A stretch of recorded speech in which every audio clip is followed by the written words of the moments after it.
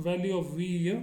So it is 1.5 meter per second whole square divided by 1.5 meter length. So we have this finally getting the value of this centripetal acceleration with respect to CB as 1.5 meter per second square. This is the centripetal acceleration of CB. So we have got the tangential acceleration here and we have got the centripetal acceleration here. So let us now plot this here. So this is with respect to B. So this is with respect to B, and here we have got, here last time we have got the acceleration of B. Okay, I forgot to show that this is the point A1. So this point should be called as B1 because this is the final acceleration, which is the sum of the component of the centripetal acceleration into tangential acceleration. So at this point we know the acceleration of this B. With respect to B, these two have angular velocity and the tangential acceleration, and therefore these two values which we have got, the tangential acceleration with respect to B, C with respect to B, and the centripetal acceleration with respect to B, C with respect to B we have got, and therefore we can start the vector from this point. So let us now draw the vector from this point. So let us take a scale like this, and the centripetal acceleration of C with respect to B is always towards B. It is always towards the center about which it is rotating, assuming that this is fixed. Okay, assuming that it is fixed right now for C. Of course, B is rotating about A, B is rotating about A, but C is rotating about B as if this B is fixed.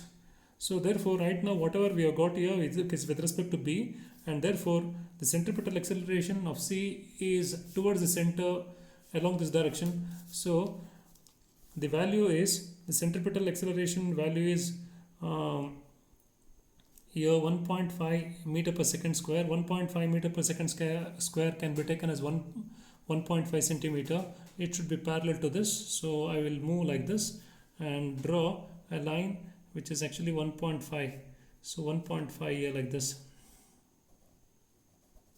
So this is 1.5. So this point, so this actually gives the, so here I have written, it is mixing up with this. This is the tangential acceleration of BA, which I will shift it here. So this is what I have drawn is the centripetal acceleration of C with respect to B. C with respect to B. I have actually, okay, I'll try to zoom this.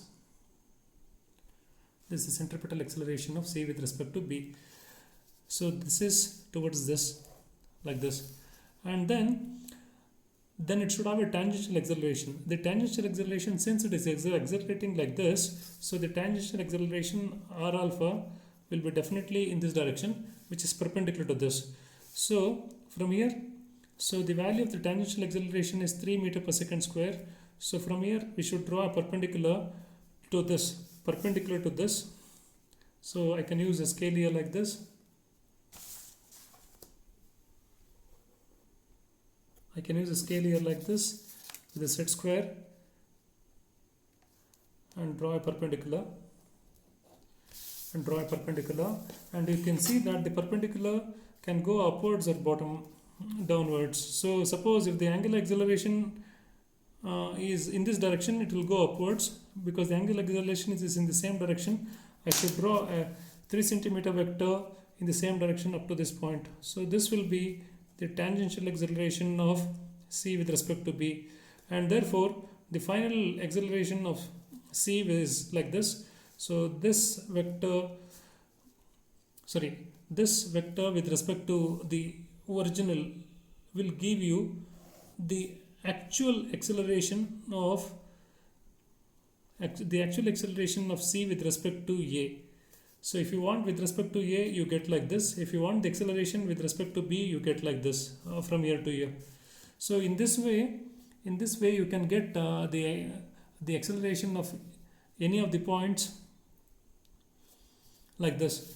So this concept what I explained you can be used for any of the 4-bar mechanisms here like this, because right now we solved for link of 1 meter length, which is like this. So this was called as A, this was called as B, and we drew one more link, which is at some angle like this. I did not mention the angle in the previous explanation. Some angle like this, and that was 1.5 meter, and this point was called as C, and I give this angular velocity omega and angular acceleration here, and here also angular velocity and angular acceleration.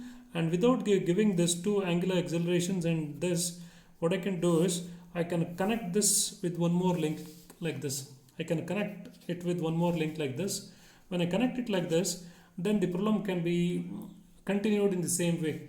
So what you need to do is that the centripetal accelerations will always be along this line, and the tangential accelerations will be always perpendicular to this line. So like this, by using the formula, the centripetal acceleration is v square by r, and the tangential acceleration is r into alpha. So using these two values which come along each of these links, and this tangential accelerations coming perpendicular to the links, you can solve any problem.